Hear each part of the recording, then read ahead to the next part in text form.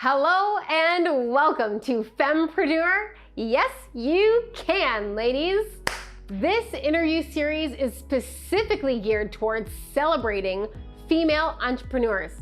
I want to celebrate who they are, what they went through, how they got to where they are, and honestly, the biggest celebration for this one is the simple fact that they chose to go for it for themselves. We all know that the hardest step in being an entrepreneur is taking that first step, followed closely by not giving up on yourself when the going gets tough, especially for a female entrepreneur.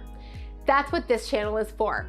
I'm here to interview, to give light, to give all of the praise that you absolutely deserve to all of the ladies on this channel. Thank you for being here and enjoy the show.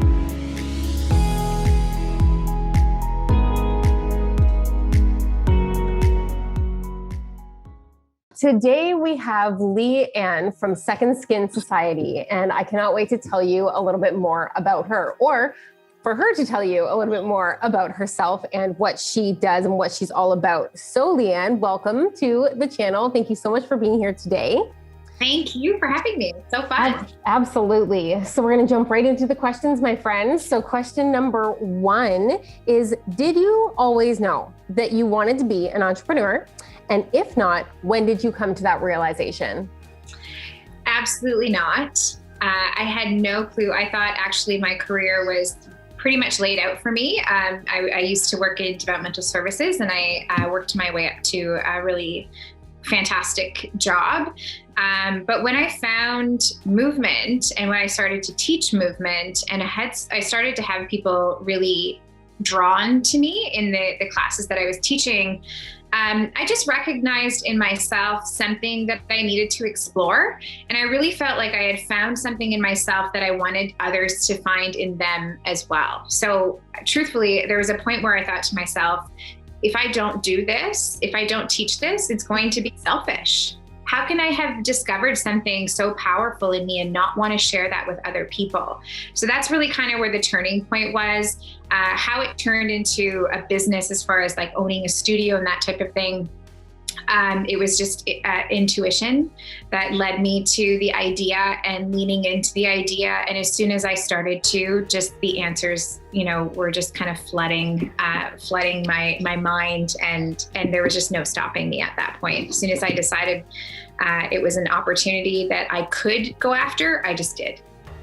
So I think that is just absolutely beautiful, and I think it's miraculous. And almost it is borderline a miracle, because we tend to be so busy in our lives in North America, especially where we don't have time to listen to ourselves, right? And like you said, especially when we have that quote unquote good job, the one that maybe we don't hate it, and maybe it pays well, but it maybe is not really feeling like feeding the passion in our soul, but we don't even know it yet. To listen to that intuition, it just feels so detached sometimes. Yeah. So it's just so beautiful when you can stop and take that second, and when you can actually gain that courage to say, hey, like, what is this? Let's explore. Yeah, absolutely. That's amazing. So question number two, let's jump right into it. It's tell me about yourself and tell me about your business. I want to know about you, and I want to know, what is Sekond Skin Society? Yeah. We don't have very much time to dig into all these. I know, right? You got this. Open floor. In terms of me, I think I'll just kind of play off of what we just talked about. Like, I operate my entire life now based off of my intuition. I operate my entire business off of my intuition. I truly believe, and this is something relatively new for me. This is, probably in the last year for sure, that I've really started to lean into, I don't need to play into the hustle mentality. I don't need to work harder. I don't need to really like struggle and do more and more and more just for the sake of doing more and more and more, because that's what you're supposed to do as an entrepreneur. I really started just to lean into my intuition and only work on the things that I knew just in my body telling me that that's where I needed to go. And so it's been so interesting, this journey in the last year, as I've been working in that way. And then it's obviously rippled out into all the other aspects of my life. how success and fulfillment and just like living my life in pure joy, that's who I am, is just following my intuition and trusting it every single day in every decision that I make. And then as far as the business, so Second Skin Society, now it's a virtual movement membership. We offer classes or movement styles for every age and stage of life, from prenatal to older adults and everything in between. A massive variety of movement options, from yoga to bar, Pilates, Tabata, martial arts, running. I mean, just basically anything that our members want, we bring in for them.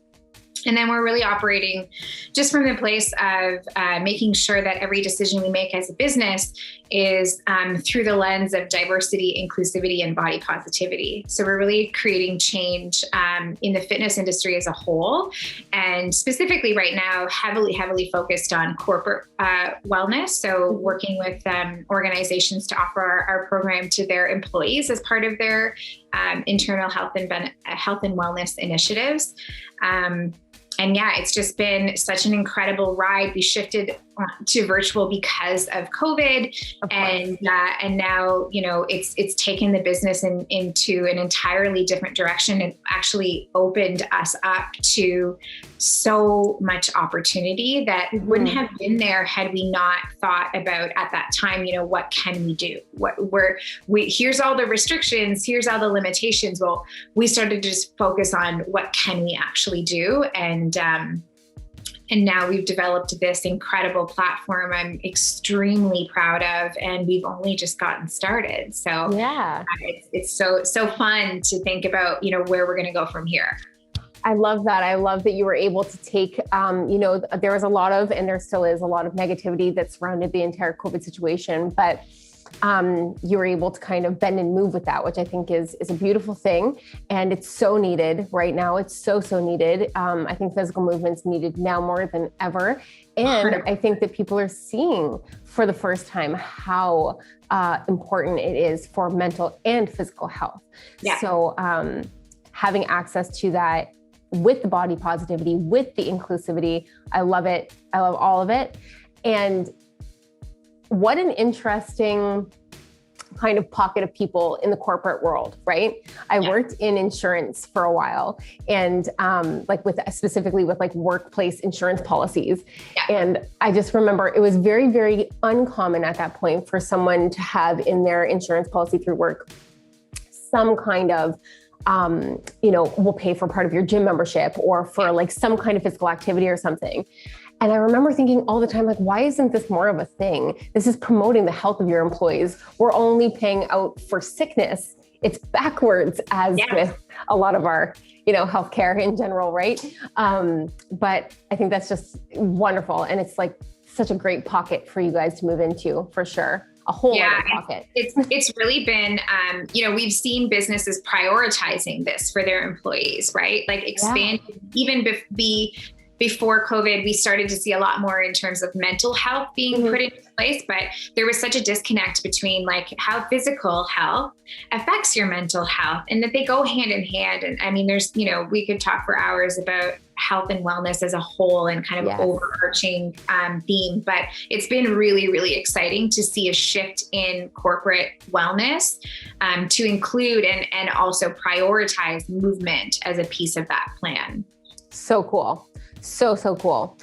So question number 3, what hardships have you faced, personal or professional, previous to, or as you grew / are growing your business? So obvious. I mean, the first one is obvious. We've already touched on that with COVID. I was teaching in person prior to shifting the business in this way, but I will also say 3 weeks after I opened my brick and mortar studio, so prior to doing the virtual piece, I had just opened my studio and my dad passed away really suddenly. And that was such a challenge for me to, there obviously, it's a situation that I certainly wouldn't wish on anyone. But to try and navigate that time in terms of like my emotion and my feeling and operating a new space and wanting to see that and having the passion for that, to see that grow and turn into something that I really wanted to flourish. And then at the same time, like, you know, taking care of my mom and my family. And it was such a challenging time to navigate and hold space for myself. And truthfully, I didn't actually do a very good job at holding space for myself at the time. It took quite a while, probably over a year, until I actually started to think about my own grief and the loss that I had experienced. But there are many, many things out of that entire situation that I really did learn. Just my ability to, I'm a very, very strong person. I'm a very strong person. I can be strong for myself. I can be strong for others around me. I can be strong in any circumstance. And again, you know, truthfully, that probably helped to set the stage for how I handled things with the pandemic, right? Because it's always about, I mean, our circumstances are going to change many, many, many, many times throughout our lives and throughout our businesses. It's about being able to look for the opportunity, and, you know, also balance the things. I mean, at the time I certainly was still very much in that work hard, you know, being an entrepreneur is supposed to be hard. It's almost like, you know, this badge of honor that you wear. And I have certainly shifted in terms of my mindset around that. But being able to navigate that entire situation, there was a lot of growth in it for me. Even though I wish so much that wasn't a circumstance that I went through. That was certainly a challenge, and especially the timing of it, just because of opening up the studio and it being so new and fresh. That was definitely a hardship that I had to go through. Absolutely. I feel like you basically would have kicked yourself into kind of a survival mode, right? Absolutely. And pushed through. But like you said, I mean, life is always going to have its ebbs and flows. But when you decide to move through the entrepreneur mindset, there's a whole other suitcase full of those ups and downs and twists and turns and in your face, like, oh, I can't call in sick today or take a leave of absence right now because I am the brand or I am the company. Yes. There's nobody else. Yeah. Right. Yeah. So while it's like the greatest honor, it also can become sometimes that stress. And that learning curve, while it would have been really hard, I can absolutely see how it would have taught you so much and helped you, gain that resiliency for moving forward with the rest of your beautiful, blooming, blossoming business. Absolutely. Beautiful. So number 4 is, if you could go back to the beginning, which we just talked on, what is one thing that you would tell yourself? I can do anything I decide I want to do. I feel at the time, I had very much tunnel vision, and I don't regret that. It was just where I was at the time, but I had tunnel vision on the business being a certain way, and like the studio is the way, and that being the dream. And truthfully, I limited myself. I really limited myself in having that way of thinking. And that was something that I put on myself. I mean, of course, like there's all kinds of things that you hear from family and friends and from society's messages as a whole. We go through all kinds of things that limit our beliefs, but truthfully, I limited my own beliefs more than anyone else ever did. And so I wish that I had known, or actually I wish that I had listened, because if I really dig deep, I did know that I could do anything I wanted to, or anything I decided to. But I was almost, staying just in the comfort zone of, I'm going to do this one thing because it makes sense. Right. And now, just again, learning to just tune into my intuition and understanding that the ideas I have, the thoughts that I have, whether they're logical or illogical to anyone else, I truly believe that ideas that I have are meant for me to have, and they're meant for me to decide to take action on or not. And again, that's, am I going to stand in my own way, or am I going to lean into where I'm feeling drawn?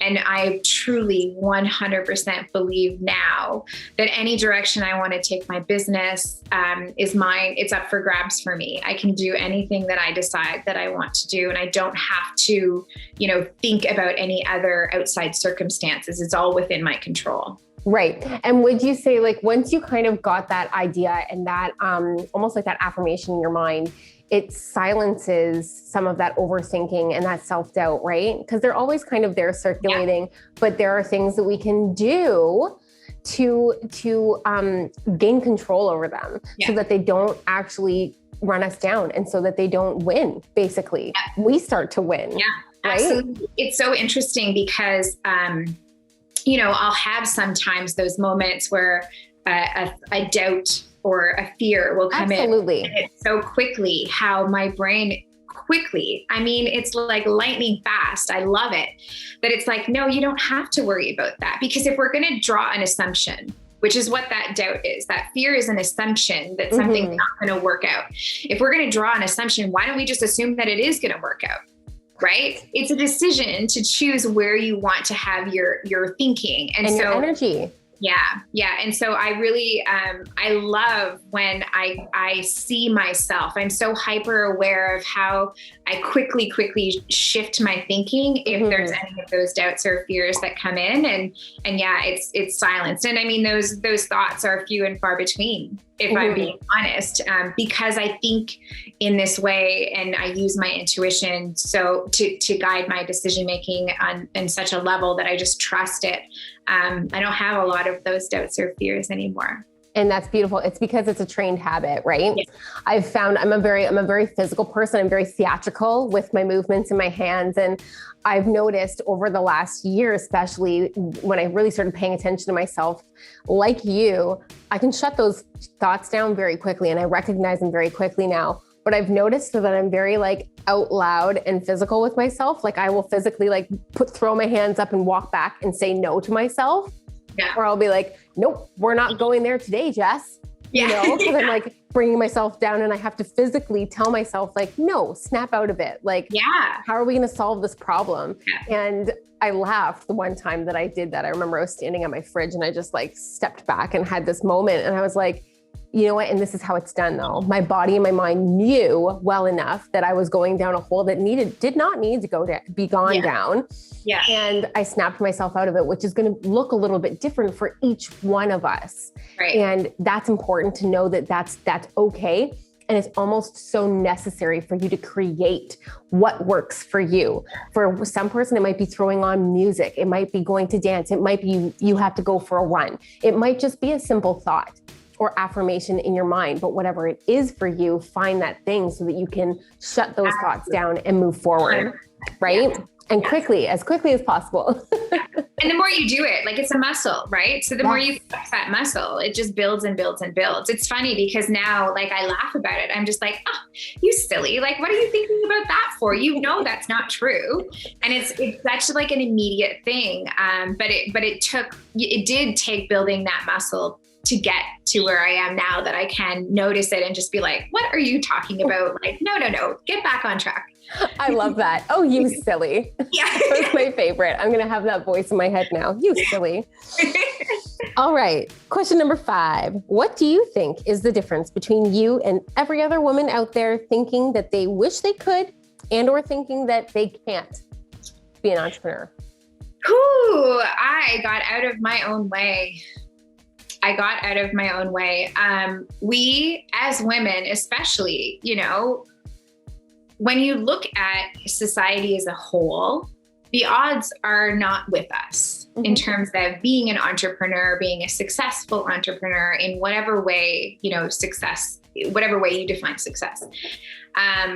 But truthfully, that's just another limiting belief that we choose to hang on to. And the thing is that it does take courage. It does take courage for you to say, hey, I want to try this. And I believe in myself enough that I'm going to go all in. You can't choose to be an entrepreneur and then just go, be half-assed with it.